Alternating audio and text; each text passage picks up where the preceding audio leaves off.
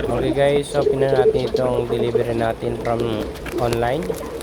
So ito pala ay gagamitin natin sa gagawin nating project. Dahil tayo ay gagawa ng syempre, hintay muna. Gagawa tayo ng sound system. Ito ay speakeran naman. So yung ibang guys, yung ibang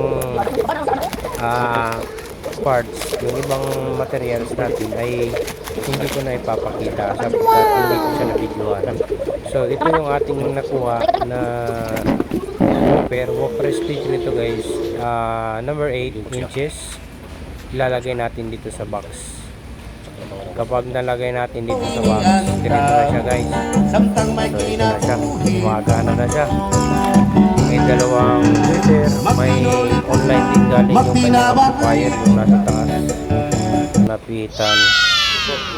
Tapos nung natapos natin guys, ganito na siya guys. So na, tapos na pagpintura.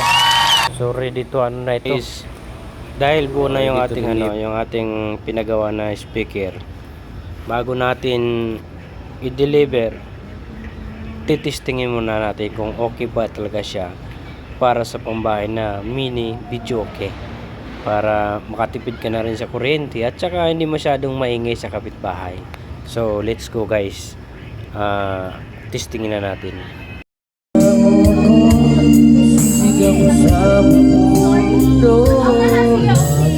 Nice. Ganun ninyo guys yung tunog ng ating video okay. Siguro naman medyo positive yung comment kasi sa akin, para sa akin okay naman siya, kaya okay.